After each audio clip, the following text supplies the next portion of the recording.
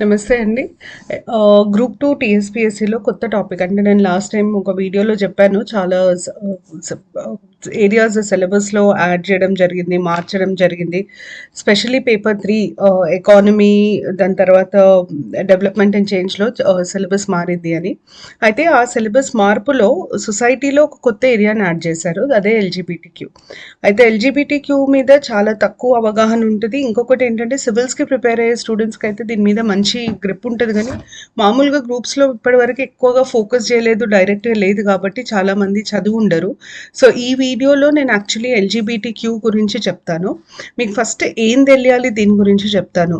Group 2లో అయితే maximum దానికి సంబంధించిన సుప్రీం కోర్ట్ జడ్జ్మెంట్స్ ఉన్నాయి. దగ్గర దగ్గర ఒక 5 కేసెస్ ఉన్నాయి. వాటి గురించి అడిగే ఆస్కారం ఉంటుంది. ఆ కేస్ నేమ్, కోర్ట్ ఏం చెప్పింది తెలియాలి. దాని తర్వాత నెక్స్ట్ ఒక కొత్త లా వచ్చింది, ట్రాన్స్జెండర్ రైట్స్ యాక్ట్ అని. Transgender rights act basic provisions కొన్ని తెలిస్తే మంచిది. దాని తర్వాత లాస్ట్ వచ్చేసి మెజర్స్. ఈ గత 3 సంవత్సరాలలో, to be more specific 2 years నుండి గవర్నమెంట్ కొన్ని మెజర్స్ ఇనిషియేట్ చేసింది ఎల్‌జీబీటీక్యూకి. ఆ మెజర్స్ గురించి తెలియాలి. చాలామంది స్టూడెంట్స్ స్కీమ్స్ గురించి అడుగుతున్నారు. సో, అందుకనే ఈ వీడియో చేయడం జరిగింది. అయితే బ్యాక్‌గ్రౌండ్‌కి వస్తే మీకు ఫస్ట్ తెలియాల్సింది ఎల్‌జీబీటీక్యూ IA ప్లస్ అని అంటారు. దీని అబ్రివేషన్ ఫుల్ ఫామ్ అడిగే ఛాన్సెస్ ఉంటాయి. సో, కనీసం ఈ వర్డ్స్ ఏంటి, దీని ఎక్స్పాన్షన్ ఏంటి అన్నది తెలియడం చాలా ఇంపార్టెంట్. లెస్బియన్, గే, బైసెక్షువల్, ట్రాన్స్జెండర్, క్వియర్ అని అంటారు. క్వియర్,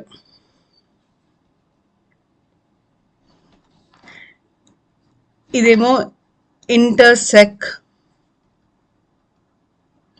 ఇది అసెక్షువల్. లాస్ట్ ఈ ప్లస్ అన్నది ప్లస్. ఓకే, సో ఈ ఫుల్ ఫామ్ ఇంపార్టెంట్. ఎల్‌జీబీటీక్యూ మీద ఫోకస్ లాస్ట్ 10 ఇయర్స్ నుండి పెరిగింది. ఎందుకంటే 2009లో ఢిల్లీ హైకోర్టు ఒక పెద్ద జడ్జ్మెంట్ ఇచ్చింది. దాని మీద మీకు లాస్ట్ టైం అయిన గ్రూప్ 2లో కూడా క్వశ్చన్ వచ్చింది. తర్వాత 2013లో సుప్రీంకోర్టు జడ్జ్మెంట్ వచ్చింది. మళ్ళీ 2018లో జడ్జ్మెంట్ వచ్చింది. అన్ని జడ్జ్మెంట్స్కి బేసిస్ వచ్చేసి ఒక సెక్షన్ 377 అని అంటాం మనం. Section 377 of IPC. ఇది కూడా చాలాసార్లు చాలా ఎగ్జామ్స్లో అడిగారు. సెక్షన్ 377 ఎవరికి సంబంధించింది? ఇది ఎల్‌జీబీటీకి సంబంధించింది. ఎందుకంటే సెక్షన్ 377 ప్రకారం ఇట్ క్రిమినలైజెస్ అన్‌న్యాచురల్ సెక్ అంటే హోమోసెక్షువాలిటీ, బైసెక్షువాలిటీని క్రిమినల్ ఒఫెన్స్ లాగా డిక్లేర్ చేస్తుంది ఇది. So, section 377 important, criminalises unnatural sex important, LGBT important. అయితే దీన్ని సుప్రీంకోర్టు 2018లో ఇన్వాలిడ్ అని డిక్లేర్ చేయడం జరిగింది. అంటే ఒక part of it was declared invalid. అది నేను చెప్తాను, ఆ కేసుకి వచ్చినప్పుడు చెప్తాను. ఈ సెక్షన్ 377ని 1861లో ఐపీసీలో చేర్చడం జరిగింది. అంటే బ్రిటిష్ పాలనలో సెక్షన్ 377ని యాడ్ చేశారు. మీకు సొసైటీకి సంబంధించి ఒక 8 to 10 సెక్షన్స్ కంపల్సరీగా తెలియాలి.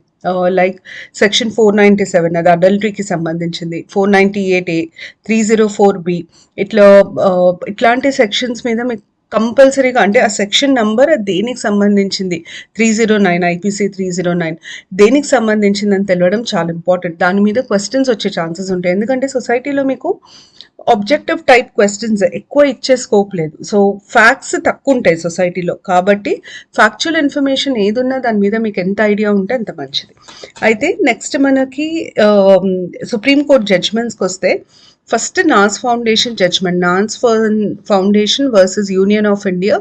మీకు గ్రూప్ 2 2018లో వచ్చిన క్వశ్చన్ ఏంటంటే, ఏ నాన్ గవర్నమెంటల్ ఆర్గనైజేషన్, ప్రభుత్వేతర సంస్థ, ఎన్జిఓ ఎల్‌జీబీటీ రైట్స్ కోసం ఇండియాలో పోరాడుతుంది అని అడిగారు. అది నాస్ ఫౌండేషన్. ఈ కేసు సుప్రీంకోర్టుకి సంబంధించింది కాదండి, ఇది ఢిల్లీ హైకోర్టుకి సంబంధించింది. ఈ కేసులో ఢిల్లీ హైకోర్టు 377 వ్యాలిడ్ కాదు, ఇన్వాలిడ్ అని చెప్పి డిక్లేర్ చేయడం జరిగింది. అయితే ఇదే కేసుని మళ్ళీ ఈ జడ్జ్మెంట్ని ఛాలెంజ్ చేస్తూ Suresh Kumar Kaushal and others versus Naz Foundation, ఇది సుప్రీంకోర్టు కేసు. సుప్రీంకోర్టు ఆ టైంలో 377ని రెస్టోర్ చేసింది. అంటే అర్థం ఏంటిది, 377 ఇన్వాలిడ్ అని ఢిల్లీ హైకోర్టు డిక్లేర్ చేస్తే సుప్రీంకోర్టు లేదు ఇది వ్యాలిడ్ అని చెప్పడం జరిగింది. అప్పుడున్న పరిస్థితులు, అంటే అప్పుడున్న సమకాలీన పరిస్థితులు, సోషియో కల్చరల్ కండిషన్స్ అప్పుడున్న వాటికి సుప్రీంకోర్టు ఆ సెక్షన్ని రెస్టోర్ చేయడం జరిగింది. అయితే national Legal Services Authority versus Union of India case చాలా ఇంపార్టెంట్. మీరు ఇప్పుడు ఎప్పుడన్నా గవర్నమెంట్ ఏ అప్లికేషన్ ఫామ్, మీరు బ్యాంక్కి వెళ్ళండి, ఎక్కడికి వెళ్ళండి, అప్లికేషన్ ఫామ్ ఫిల్ చేసేటప్పుడు మేల్, ఫీమేల్, అదర్స్ అని వస్తుంది. ఈ అదర్ అన్న కాలమ్ని యాడ్ చేయాలి అని సుప్రీంకోర్టు జడ్జ్మెంట్ ఇచ్చిన case national Legal Services Authority versus Union of India case. ఎందుకు ఇంపార్టెంట్ అంటే ఫస్ట్ టైం సుప్రీంకోర్టు ఒక పాజిటివ్ జడ్జ్మెంట్, ఎల్జీబీటీకి సంబంధించి ఒక పాజిటివ్ జడ్జ్మెంట్ ఇవ్వడం జరిగింది. ఇక్కడ నుండి అన్ని జడ్జ్మెంట్స్ వాళ్ళ ఫేవర్లో వచ్చాయి. సో ఈ కేసు చాలా ఇంపార్టెంట్. ఈ అదర్స్ అన్న కాలమ్ని and National Legal Services Authority versus Union of India కేసులో యాడ్ చేయాలని చెప్పి సుప్రీంకోర్టు డైరెక్టివ్స్ ఇచ్చింది. Next Justice K S Puttaswamy versus Union of India. మనందరికీ ఈ కేసు ఎలా తెలుసు అంటే, ఈ కేసుని మనం రైట్ టు ప్రైవసీ కేసు అని అంటాం. కేసు నేమ్ చాలా ఇంపార్టెంట్, చాలాసార్లు చాలా ఎగ్జామ్స్లో అడగడం జరిగింది. రైట్ టు ప్రైవసీని సుప్రీంకోర్టు ఆర్టికల్ 21లో ఒక భాగంగా డిక్లేర్ చేస్తుంది. అంటే మనకి రైట్ టు లైఫ్ ఉంటుంది. లైఫ్ ఎప్పుడైనా డిగ్నిటీ బేస్డ్ అయి ఉండాలి. రైట్ టు లైఫ్ విత్ డిగ్నిటీలో ప్రైవసీ చాలా ముఖ్యమైన పాత్ర పోషిస్తుంది. ఒక మనిషి తనకి సంబంధించిన ఏ ఇన్ఫర్మేషన్ పబ్లిక్లో ఉండాలి, ఉండకూడదు అని డిసైడ్ చేసుకునే స్వేచ్ఛ ఉండాలి అన్నది సుప్రీంకోర్టు చెప్పింది. రైట్ టు ప్రైవసీ మీద లిమిటేషన్స్ ఉంటాయి, కానీ రైట్ టు ప్రైవసీ ఉంది. అయితే ఈ రైట్ టు ప్రైవసీలో ఒక భాగం right to privacy about once sexual orientation. ఒక వ్యక్తి సెక్షువల్ ఓరియంటేషన్కి సంబంధించి కూడా వారు బయటికి చెప్పాలనుకుంటున్నారా లేదా, ఒక వ్యక్తి హోమోసెక్షువల్, బైసెక్షువల్, గే, లెస్బియన్ వాళ్ళు చెప్పాలనుకుంటున్నారా లేదా, వాళ్ళ ఇష్టం అది. వాళ్ళకి ఇష్టం లేకుండా ఇంకొకరు వారి సెక్షువల్ ఓరియంటేషన్ గురించి బయటికి చెప్పడానికి వీల్లేదు. ఒకవేళ అట్లా చెప్తే అది రైట్ టు ప్రైవసీ వయలేషన్ అని చెప్పి సుప్రీంకోర్టు ఈ కేసులో చెప్పింది. దాని తర్వాత నవ్తేజ్ సింగ్ జోహర్ కేసుని మనం turn around point for LGBT rights in India అని అంటాం. ఎందుకంటే Navtej Singh Johar versus Union of India 2018 case. ఈ కేసులో యోగ్యకర్త ప్రిన్సిపల్స్, దీని మీద కూడా మీకు క్వశ్చన్స్ వచ్చే ఛాన్సెస్ ఉన్నాయి. యోగ్యకర్త ప్రిన్సిపల్స్ దేనికి సంబంధించింది అని అడిగే ఛాన్సెస్ ఉన్నాయి. యోగ్యకర్త ప్రిన్సిపల్స్ ఎల్జీబీటీకి సంబంధించింది. ఏమైందంటే 2006లో కొంతమంది హ్యూమన్ రైట్స్ ఎక్స్పర్ట్స్ ఒక మీటింగ్ కండక్ట్ చేశారు. ఎక్కడ, యోగ్యకర్త అనే ప్లేస్ ఇండోనేషియాలో. ఆ మీటింగ్లో ఎల్జీబీటీకి ఎట్లాంటి రైట్స్ ఇవ్వాలి, ఎల్జీబీటీ రైట్స్ ఎందుకు ఇంపార్టెంట్, వాళ్ళకున్న ప్రాబ్లమ్స్ ఏంటి, వీటి మీద చర్చించడం జరిగింది. అయితే యోగ్యకర్త ఆ చర్చ తర్వాత వాళ్ళు కొన్ని ప్రిన్సిపల్స్ ఇచ్చారంటే, ఈ ప్రిన్సిపల్స్ ముఖ్యంగా వాళ్ళకు ఉండాల్సిన రైట్స్ గురించి, వాళ్ళ పరంగా మనకు ఉండాల్సిన అప్రోచ్ గురించి చెప్తాయి. అయితే ఈ ప్రిన్సిపల్స్ బేస్ చేసుకునే supreme court Navtej Singh Johar versus Union of India కేసులో సెక్షన్ 377 పార్ట్ ఇన్వాలిడ్, అంటే మనం రిటర్న్ డౌన్ సెక్షన్ 377 అంటాం. 377లో 2 భాగాలు ఉంటాయి. Unnatural sex is a crime whether voluntary or forceful, 2 ఉంటాయి. ఒకవేళ అది వాలంటరీ అయినా క్రైమే, ఫోర్స్ఫుల్ అయినా క్రైమే అని ఉంటుంది. అయితే ఈ కేసులో సుప్రీంకోర్టు ఏమనిందంటే వాలంటరీ క్రైమ్ కాదు, ఫోర్స్ఫుల్ మాత్రమే క్రైమ్ అని చెప్పింది. అంటే సెక్షన్ 377 కొంచెం ఒక భాగాన్ని కట్ చేయడం జరిగింది. ఆ వాలంటరీ అన్నది ఇస్ నాట్ అ క్రైమ్ అని డిక్లేర్ చేయడం జరిగింది నవ్తేజ్ సింగ్ జోహర్ కేసులో. ఈ అరుణ్ కుమార్ జడ్జ్మెంట్ ఎందుకు ఇంపార్టెంట్ అంటే, ప్రస్తుతానికి సుప్రీంకోర్టులో ఒక కేసు నడుస్తుంది. సేమ్ సెక్ మ్యారేజెస్, అంటే గే మ్యారేజెస్, లెస్బియన్ మ్యారేజెస్ని రికగ్నైజ్ చేయాలి అని చెప్పి సుప్రీంకోర్టులో ఒక కేసు నడుస్తుంది. ఆ కేసుకి మూలం ఈ Arun Kumar judgment, Arun Kumar versus state of Tamil Nadu. ఈ కేసులో ఒక మేల్ ఒక ట్రాన్స్జెండర్ని పెళ్లి చేసుకోవడం జరిగింది. అయితే ఆ ట్రాన్స్జెండర్ మేల్ మ్యారేజ్ని రిజిస్ట్రార్ ఆఫ్ మ్యారేజెస్ రికగ్నైజ్ చేయనంటే వాళ్ళు కోర్టుకి వెళ్ళారు. అరుణ్ కుమార్ కేసులో కోర్టు ఏం చెప్పిందంటే మ్యాన్ అండ్ విమెన్ మ్యారేజ్ని రిజిస్టర్ చేయొచ్చు. అయితే ఈ women transgender can also be considered under women అని చెప్పి చెప్పడం జరిగింది తమిళనాడు మద్రాస్ హైకోర్ట్. అయితే దీన్ని ఛాలెంజ్ చేసుకుంటూ సుప్రీంకోర్టులో చాలా యాక్చువల్లీ కేసెస్ అన్నీ ఢిల్లీకి పోయినాయి. ఢిల్లీ హైకోర్టులో చాలా పిటిషన్స్ ఫైల్ అయినాయి సేమ్ సెక్ మ్యారేజెస్ని రికగ్నైజ్ చేయాలని. ఎక్కువ పిటిషన్స్ వచ్చేసరికి ఆ పిటిషన్స్ అన్నింటినీ సుప్రీంకోర్టుకి రెఫర్ చేస్తూ ఢిల్లీ హైకోర్టు చెప్పడం జరిగింది. ఇప్పుడు ప్రస్తుతానికి సుప్రీంకోర్టులో ఈ కేసు ఉంది. ఈ సేమ్ సెక్ మ్యారేజెస్ని రికగ్నైజ్ చేయాలా వద్దా అన్న కేసు సుప్రీంకోర్టులో నడుస్తుంది. రీసెంట్గా గవర్నమెంట్ తన ఒపీనియన్, సెంట్రల్ గవర్నమెంట్ వారి ఒపీనియన్ కూడా ఇవ్వడం జరిగింది. చాలా క్లియర్గా సెంట్రల్ గవర్నమెంట్ ఇట్లాంటి మ్యారేజెస్ని రికగ్నైజ్ చేయొద్దు, అది మన కల్చర్కి అగేన్స్ట్ అని చెప్పడం జరిగింది. అయితే సుప్రీంకోర్టు ఏం జడ్జ్మెంట్ ఇస్తుందో చూడాలి. కానీ కేస్ నేమ్స్ మీకు చాలా ఇంపార్టెంట్. సింపుల్గా మీకు ఎలా ఇస్తారంటే which of the following cases is related to LGBT లేదా స్పెసిఫిక్గా అడుగుతారు. Supreme court declared that sexual orientation is a part of right to privacy in which of the following cases, లేదా యోగ్యకర్త principles are related to which of the following sections అని అడుగుతారు. అప్పుడు మీరు ఎల్జీబీటీని recognise చేయాలి, ఎల్జీబీటీని రిలేట్ చేయాలి దానికి. సో అట్లా మీరు కేసెస్ మీద క్వశ్చన్స్ ఎక్స్పెక్ట్ చేయొచ్చు. నేను మీకు ఇంతకుముందు దాని ఫుల్ ఫామ్ మీద, అంటే అబ్రివేటెడ్ ఫుల్ ఫామ్ మీద క్వశ్చన్ వస్తుందని చెప్పిన, కేసెస్ మీద క్వశ్చన్ వస్తుందని చెప్పిన. నెక్స్ట్ మనకి లాలో transgender persons protection of rights act 2019 first transgender definition ఇస్తుంది. దాని తర్వాత వారి విషయంలో ఏమేమి డిస్క్రిమినేషన్ ఉండకూడదు అని చెప్పడం జరుగుతుంది. అంటే ఎడ్యుకేషన్లో, హెల్త్ కేర్లో, దీంట్లో ఎక్కడ డిస్క్రిమినేషన్ చూపించడానికి వీల్లేదు. Right to self perceived gender identity అంటే నేను నా గురించి, నా జెండర్ ఏంటిది అని డిసైడ్ చేసుకునే హక్కు నాకు ఉంటుంది. దాన్ని మనం right to self perceived gender identity అంటే మాది ఎట్లుంటుందంటే, ఒక వ్యక్తి తన మగన, ఆడన, ట్రాన్స్జెండరా తన ఫస్ట్ అర్థం చేసుకున్న తర్వాత సర్టిఫికేషన్కి వెళ్తారు. అందుకనే right to self perceived gender identity అన్నది సర్టిఫికేషన్ కంటే ముందు వచ్చే రైట్. సర్టిఫికేషన్ ఆఫ్ ఐడెంటిటీ అంటే ఒక్కసారి నేను ఇది అని నేను డిసైడ్ చేసుకున్న తర్వాత నేను ఒక సర్టిఫికేట్ తెచ్చుకుంటాను. ఆ సర్టిఫికేషన్ నాకు ఒక లీగల్ రికగ్నిషన్. అది లేకనే ఇప్పటివరకు వాళ్ళు చాలా హెరాస్మెంట్కి గురయ్యారు.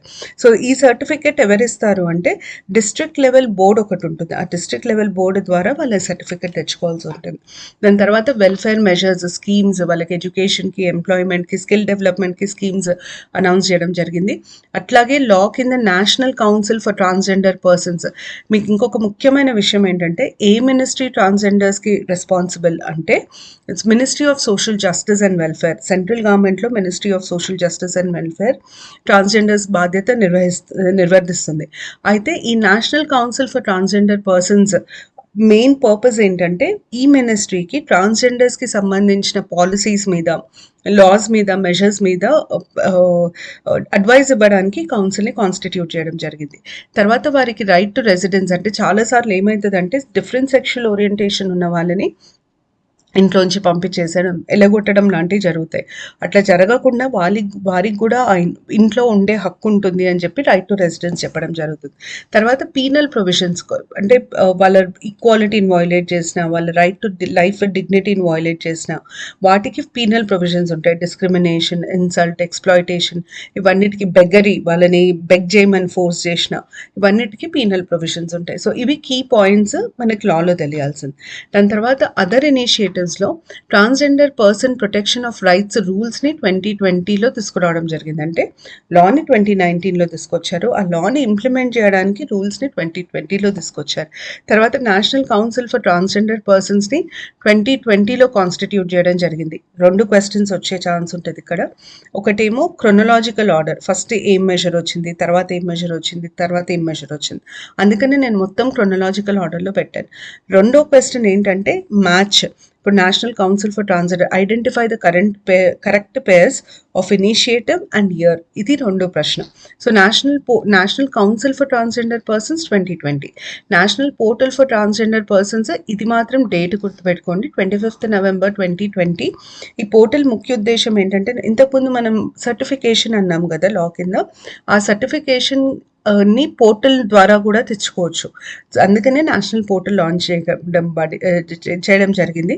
అంటే ఐడి కార్డ్ ఇస్తుంది. ఈ పోర్టల్కి వెళ్ళి వాళ్ళ ఐడి కార్డ్ తెచ్చుకోవడానికి వీలుంటుంది. తర్వాత గరిమా గృహ, ఇది చాలా చాలా ఇంపార్టెంట్. గరిమా గృహ అన్నది వాళ్ళ కోసం ఒక ప్రొటెక్టివ్ హోమ్. ఇప్పుడు మీకు స్వాధార్ గృహ అని ఉంటుంది. స్వాధార్ గృహ ఎవరికి? ఆడవాళ్ళకి. అట్లాగే గరిమా గృహ అన్నది ట్రాన్స్జెండర్ పర్సన్స్ కోసం ఎస్టాబ్లిష్ చేయడం జరిగింది. వాళ్ళకి ప్రొటెక్షన్, వాళ్ళకి ఒక సేఫ్ రెసిడెన్స్ కల్పించడానికి గరిమాగృహ కాన్స్టిట్యూట్ చేయడం జరిగింది. ప్రస్తుతానికి ఇండియాలో ఒక 13 స్టేట్స్లో దీన్ని కాన్స్టిట్యూట్ చేస్తున్నారు. ప్రాబబ్లీ దాన్ని ఇంకా ఎక్స్టెండ్ చేస్తారు. ఈ స్మైల్ అన్నది అన్నిటికంటే ఇంపార్టెంట్ ఇనిషియేటివ్. గరిమాగృహకి మీకు వచ్చే క్వశ్చన్ ఏంటంటే ఎవరి కోసం అది అని అడిగే ఛాన్సెస్ ఉంటాయి. కానీ స్మైల్ మీద మీకు ఫస్ట్ ఈ ఫుల్ ఫామ్ని ఎక్స్పాండ్ చేయాలి. Support for marginalised individuals for livelihood and enterprise. Second, దీన్ని ఏ రోజు లాంచ్ చేశారు? స్మైల్ అన్న ఇనిషియేటివ్ February 12, 2022 రోజు లాంచ్ అయింది. అయితే దీంట్లో ఒక సబ్ కాంపనెంట్ LGBTQ సంబంధించింది, బేసిక్గా ట్రాన్స్జెండర్స్కి సంబంధించింది. దాని సబ్ కాంపనెంట్ పేరు ఏంటంటే comprehensive rehabilitation for welfare of transgenders. ఇక్కడ రాస్తున్నాను నేను, అది comprehensive rehabilitation for welfare of transgenders. మీకు దీని మీద ఇంకొక క్వశ్చన్ ఏం రావచ్చు అంటే ఆఫ్ వెల్ఫేర్ ఆఫ్ ట్రాన్స్జెండర్స్. దీని మీద ఇంకొక క్వశ్చన్ మీకు ఏం రావచ్చు అంటే ఈ స్కీమ్ ఉట్టి ట్రాన్స్జెండర్స్కి కాదు, మిగతా కమ్యూనిటీస్కి కూడా. అయితే ఈ స్కీమ్ కింద ఎవరెవరు బెనిఫిషియరీస్, లబ్ధిదారులు ఎవరు అన్నది అడుగుతారు. అది నేను సపరేట్గా ఎక్స్ప్లెయిన్ చేస్తాను. దాంతోపాటు దీన్ని ఏ రోజు లాంచ్ చేశారన్నది కూడా అడుగుతారు. ఎందుకంటే ఇవి పెద్ద పెద్ద స్కీమ్స్, అంటే చాలామందికి లబ్ధి చేకూర్చే స్కీమ్స్. ఇట్లాంటి వాటి మీద క్వశ్చన్స్ వచ్చే ఛాన్సెస్ ఎక్కువ ఉంటాయి. సో ట్రాన్స్జెండర్ రైట్స్కి సంబంధించింది ఇది ఇన్ఫర్మేషన్ అండి. నేను క్విక్గా రివ్యూ చేస్తాను. ఫస్ట్ మీకు తెలియాల్సింది ఈ LGBT ఫుల్ ఫామ్, దాని తర్వాత సెక్షన్ 377 గురించి తెలియాలి, తర్వాత సుప్రీంకోర్టు ఈ 6 కేసెస్ చాలా ఇంపార్టెంట్, తర్వాత ట్రాన్స్జెండర్ రైట్స్ కింద ఉన్న కీ ప్రొవిజన్స్ ఏంటి, దాని తర్వాత ట్రాన్స్జెండర్స్ కోసం తీసుకున్న ఇనిషియేటివ్స్ ఏంటి. వీటిని దాటి ట్రాన్స్జెండర్స్ మీద ప్రశ్నలు అడిగే ఛాన్సెస్ చాలా తక్కువ ఉన్నాయి. మీకు ఇంకేమన్నా టాపిక్స్ కావాలంటే పోస్ట్ చేయండి. ఎవరో ఫండమెంటల్ రైట్స్ కోసం ఒక స్టూడెంట్ అడిగారు. ఫండమెంటల్ రైట్స్ క్విక్ రివిజన్ కూడా తొందరగానే అప్లోడ్ చేస్తాం. Thank you.